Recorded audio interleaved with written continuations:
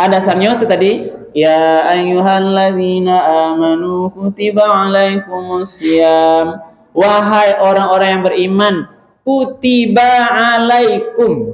Nah, di mana dapat kata wajibnya? Dari kutiba ala. Kutiba itu diwajibkan, ala itu melekat, Ibu Naka. Jadi diwajibkan, ala itu kan di atasnya melekat. Berarti wajib bagi setiap kita tuh siam.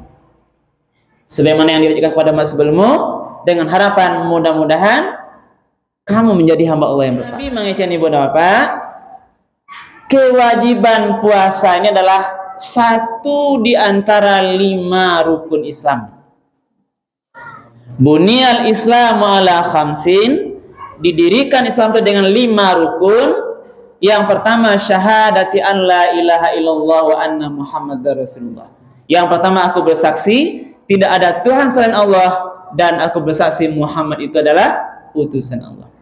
Yang kedua, wa iqamis shalah, mendirikan salat 5 kali sehari semalam. Yang ketiga, wa ita'iz zakah, menunaikan zakat. Yang keempat, wa hajjil baiti, haji ke Baitullah. Wa shaumi Ramadan, yang kelima, puasa Ramadan. Hadis riwayat Bukhari, Muslim dan Ahmad. Ini dalil yang menyatakan kalau puasa itu wajib bagi tiap-tiap orang yang sudah balik dan berakal. Assalamualaikum warahmatullahi wabarakatuh. Alhamdulillahirabbil alamin. Allazi anzala sakinata fi qulubil mu'minin. Asyhadu an la ilaha illallah wahdahu la syarikalah wa asyhadu anna Muhammadan abduhu wa rasuluh sallallahu alaihi wasallam la nabiyya ba'dah. Faqala Allah ta'ala fil Qur'anil Karim, a'udzu billahi minasy syaithanir rajim. Bismillahirrahmanirrahim. Ya ayyuhalladzina amanu kutiba alaikumusiyam kama kutiba alal ladzina min qablikum la'allakum tattaqun. Shadaqallahul azim. Bapak-bapak, ibu-ibu, hadirin kaum muslimin, jemaah salat tarawih Masjid Istiqamah yang dimuliakan oleh Allah. Pertama sekali marilah kita sama-sama menyampaikan kalimat puji dan syukur. Alhamdulillahirabbil alamin. Segala puji bagi Allah Tuhan semesta alam, karena pada malam Ramadan yang kedua ini kita bersama-sama masih diberikan nikmat iman, nikmat Islam, nikmat kesehatan, nikmat kemudahan-kemudahan dan nikmat-nikmat lainnya, sehingga kita masih bisa melanjutkan ibadah kita pada malam hari ini. Mudah-mudahan seluruh rangkaian ibadah kita malam ini diterima dan dibalas oleh Allah Subhanahu wa taala dengan pahala yang berlipat ganda. Amin ya rabbal alamin. Salawat dan salam kita sampaikan kepada Nabi kita, Nabi Muhammad sallallahu alaihi wasallam. Allahumma salli ala Sayyidina Muhammad wa ala ali Sayyidina Muhammad. Rasulullah telah membawa umat manusia ini dari zaman jahiliyah kepada zaman yang mengenal Islam. Kemudian Rasul sudah meninggalkan Al-Quran dan sunnah-sunnahnya sebagai 2 pedoman hidup yang menjamin keselamatan kita dari kehidupan dunia yang sementara ini sampai nanti kehidupan yang kekal abadi di akhirat kelak. Bapak Ibu para jemaah yang dimuliakan Allah, malam hari ini judul tausiah kita adalah fikih puasa. Pertama dulu Ibu dan Bapak, saya akan gambarkan arti atau makna kata fikih. Nah, fikih ini adalah sebuah pemahaman yang mendalam atau kajian ilmu terhadap sesuatu. Berarti ulama-ulama mengkaji hukum atau keilmuan secara lebih dalam sehingga mendapatkan sebuah ketetapan hukum. Dan di sini Bapak, kajian fikih ini disinilah terdapatnya yang disebut dengan istilah khilafiyah.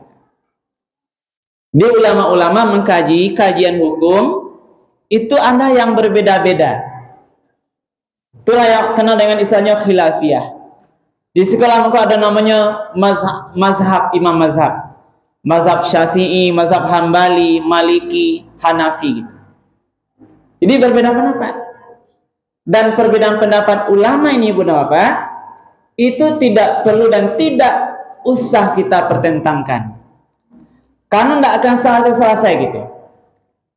Cuma kini balik kawa ketika mengkaji fikih Bapak, yang paling yakin pahami, yang kita yakini dalilnya itu yang pakai. Jadi dalam fikih dibenarkan atau dibolehkan atau ada perbedaan pendapat ulama. Termasuklah masalah puasa gitu. Yang baru saja Bapak, menetapkan awal Ramadan apakah dengan cara hisab atau ru'yat, itu kajian fikih. Keduanya batu karena ada dalilnya dalam pendapat ulama. Tidak boleh orang melihat bulan dengan ru'yat menyalahkan yang hisab, atau yang dia sepakat dengan kajian hisab menentukan awal Ramadan, tidak boleh menyalahkan ru'yatul hilal, karena ini kajian fikih. Termasuk juga puasa Bapak. Itu contoh sederhana fikih dalam puasa. Ketika menetapkan bagaimana hukumnya seorang ibu yang sedang hamil atau menyusui, apakah nanti dia mengganti qadha puasanya atau membayar fidyah? Ini kajian fikih. Berbeda ulama di sini. Nah, ada yang mengatakan kalau ibu itu dia khawatir keselamatan anaknya saja, dia harus qadha juga fidyah. Itu satu pendapat ulama. Tapi ada pendapat dibantah yang lain, tidak mungkin dua-dua dibayar, harus salah satu, qadha saja atau fidyah saja. Inilah kajian fikih. Berarti tidak boleh berdebat masalah fikih karena tidak akan selesai. Termasuk masalah kajian apakah Al-Fatihah itu dijahar atau disir, apakah subuh pakai kunut atau tidak kunut, ini kajian fikih. Nah, ya Pak Ibu. Sekarang kita masuk fikih puasa. Berarti maksudnya kajian ilmu atau hukum-hukum yang terkait dengan ibadah puasa. Ibu harus paham kajian fikih puasa. Apa gunanya? Boleh hawa bapuasa kok betul-betul dengan pemahaman ilmu gitu. Tidak asal puasa, ada ilmunya Ibu Bapak. Karena kalau kita puasa tidak dengan ilmu, berarti tingkat puasa namanya sama dengan puasa awam. Puasanya orang umum sama puasa anak ketek gitu. Nah, anak TK berapa? Disuruh puasa, dia hanya menahan lapar dan haus, tapi tidak banyak ilmu yang dia pahami. Pokoknya menahan lapar haus, sudah puasa. Berarti sama gitu. Kalau tidak paham ilmu atau ilmu hukum-hukum tentang ibadah puasa. Nah, di mana mulai dulu Bapak? Pertama dulu pahami dulu arti kata puasa. Siam. Nah, siam atau puasa itu secara bahasa artinya menahan. Ya Pak Ibu? Secara bahasa siam itu menahan, apakah menahan lapar, menahan berbicara, pokoknya menahan dari sesuatu. Secara istilahan kata siam itu adalah menahan dari sesuatu yang membatalkan puasa dari terbit fajar sampai terbitnya matahari dengan niat dan syarat tertentu. Itu maknanya siam dalam istilahan secara istilah. Nah, apa hukumnya? Nah, yang kedua hukum berpuasa Ramadan. Sesuai dengan dalil Ibnu Bapak, nah dalil yang acok danga akhir-akhir ko Al-Baqarah ayat 183 itu hukum ibadah puasa Ramadan adalah fardu ain bagi tiap-tiap mukallaf yang sudah baligh dan berakal. Jadi fardu wajib pribadi kalau dia sudah baligh dan berakal. Ada dasarnya itu tadi, ya ayyuhalladzina amanu kutiba alaikumusiyam, wahai orang-orang yang beriman, kutiba alaikum. Di mana dapat kata wajibnya? Dari kutiba ala. Kutiba itu diwajibkan, ala itu melekat, Ibu Naka. Jadi diwajibkan, ala itu kan di atasnya melekat. Berarti wajib bagi setiap kita itu siam. Sebagaimana yang diwajibkan kepada mas sebelummu, dengan harapan mudah-mudahan kamu menjadi hamba Allah yang bertakwa. Itu dari Al-Quran. Dasar dari hadis. Nabi mengeceni Ibu Bapak, kewajiban puasa ini adalah satu di antara 5 rukun Islam. Bunyal Islamu ala khamsin, didirikan Islam itu dengan 5 rukun. Yang pertama, syahadati an la ilaha illallah wa anna muhammadar rasulullah. Yang pertama, aku bersaksi tidak ada Tuhan selain Allah dan aku bersaksi Muhammad itu adalah utusan Allah. Yang kedua, wa iqamis shalah, mendirikan salat 5 kali sehari semalam. Yang ketiga, wa ita'iz zakah, menunaikan zakat.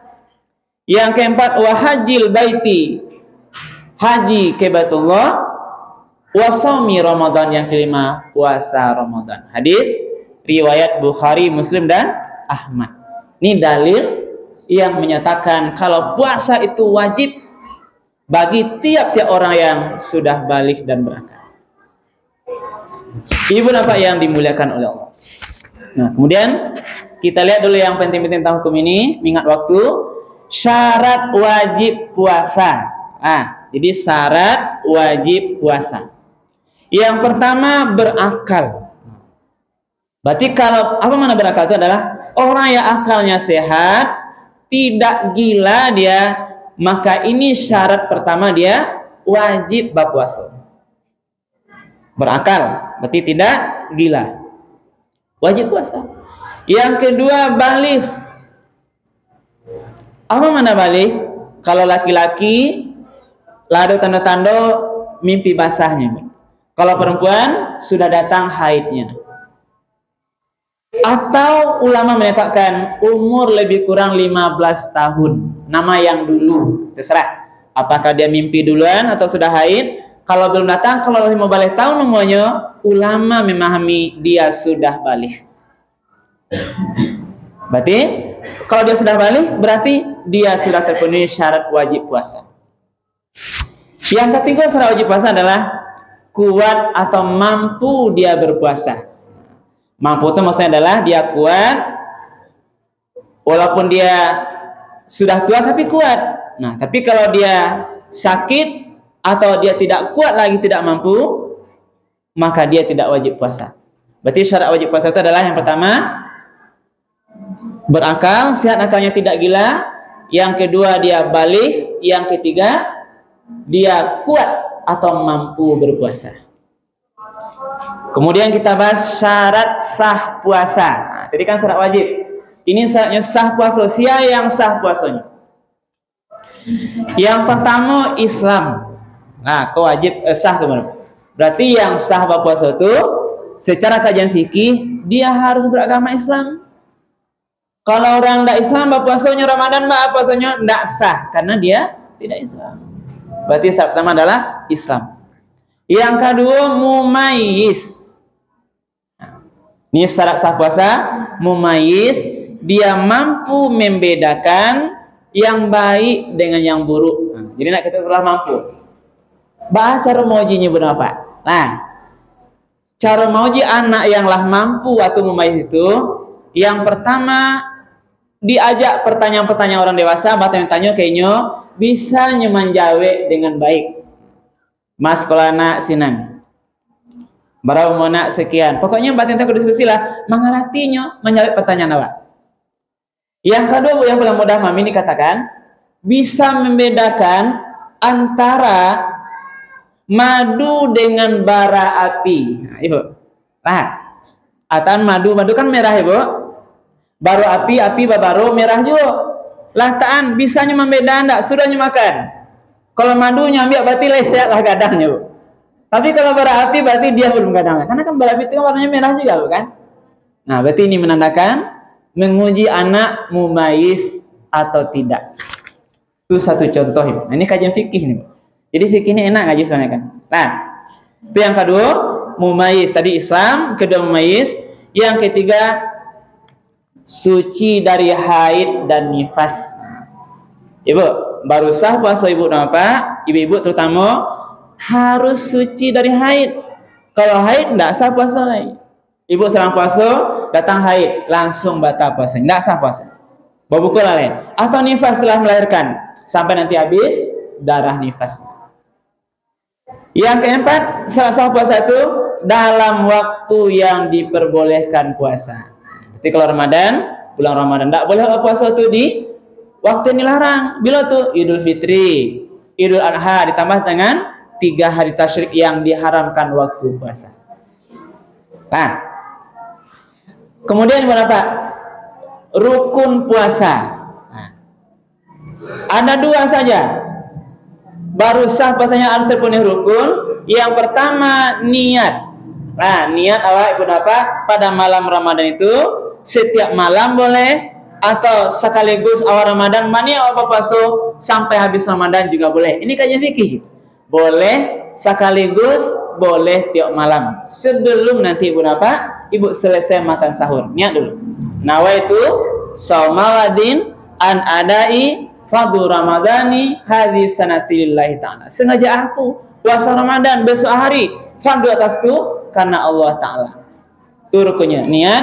Yang kedua, menahan diri dari semua yang membatalkan puasa. Nah, itu rukunnya. Lah, yang terakhir, apa saja yang membatalkan puasa? Itu yang penting. Nah, yang pertama, makan dan minum dengan sengaja. Lah, sengaja siang hari, walaupun tidak nampak orang apa-apa, nah, awak kan puasa nak. Sorang-sorang mandok-andok ke dapur makan wak sorang. Nampak orang lain batal puasa enak ya. Lah, beko tanya dah mak perut kanyang, lain puasa, lain padahal makan. Batal puasa. Lah, satu, makan minum dengan sengaja. Tapi kalau tidak sengaja Pak lupa Pak, lanjutkan puasanya. Awak kan puasa siang pun apa? Tak lupa minum air, baru takanalah ke dalamnya. Awak puasa, lanjutkan puasanya, tidak batal. Itu kalau tak lupa. Tapi jangan pura-pura lupa. Ini ya, tapi pura-pura lupa ya kan. Nah, itu satu, makan minum dengan sengaja. Yang kedua, muntah dengan sengaja. Bakar ruak mulut tu, pasang aja muntah. Oh keluar kan, tu batal puasa benar. Tapi kalau muntah tidak sengaja, tidak membatalkan puasa. Yang ketiga yang membatalkan puasa, berhubungan suami istri di siang Ramadan. Di samping batal puasa, dia wajib bayar kafarat. 3 macam. Pertama, merdekakan budak. Yang kedua, puasa 2 bulan berturut-turut. Kalau tidak bisa, memberi makan 60 orang fakir miskin. Jadi barek pun apa? Pokoknya kami penghulu kalau pengantin baru ke puasa kok bakanan mana tuh? Awak ke puasa hati-hati jangan tak langsung siang Ramadan. Bakanan mana? Nah, yang keempat, yang batalkan puasa keluar darah haid atau nifas. Yang kelima, gila gitu. Tiba-tiba hilang akalnya sedang berpuasa, tiba bangkit gilonya langsung batal puasa gitu kan. Hilang akalnya, nah, kadang tiba-tiba kan datang gilanya, dia sedang berpuasa, maka batal puasanya. Yang terakhir, ibu bapak, yang batalkan puasa keluar mani dengan sengaja. Ini bagi bapak, ibu yang keluar dengan sengaja, walaupun tidak dengan berhubungan suami istri tadi, tapi dengan sengaja itu batal puasa. Inilah mungkin ibu bapak kajian-kajian fikih puasa yang perlu benar jaga. Di samping yang membatalkan puasa, termasuk sebenarnya kita juga harus menjaga semua hal-hal yang merusak nilai puasa awak. Mudah-mudahan ibu dan bapak kajian ini bermanfaat. Kita berharap berdoa mudah-mudahan kita sempurna amal ibadah kita puasa kita ini sampai nanti akhir Ramadan. Mari kita berpuasa betul-betul dengan ilmunya sesuai dengan aturan hukum yang berkaitan dengan ibadah puasa. Karena kalau puasa kita benar, itulah nanti akan diterima oleh Allah, yang akan menghapuskan dari perbuatan dosa-dosa kita yang lalu, sebagaimana janji Rasul, man shoma ramadana imanan wa ihtisaban ghufira lahu ma taqaddama min dzambi. Siapa yang berpuasa dengan iman dan penuh harapan dan perhitungan, insya Allah diampuni dosa-dosanya yang lalu. Mudah-mudahan bermanfaat Ibu dan Bapak yang dapat kita sampaikan. Terima kasih dan banyak maaf atas segala hal yang kurang berkenan. Kami akhiri subhanakallahumma hamdika asyhadu an la ilaha illa anta astaghfiruka wa atubu ilaik. Billahi taufiq wal hidayah. Wassalamualaikum warahmatullahi wabarakatuh. Terima kasih banyak kita ucapkan kepada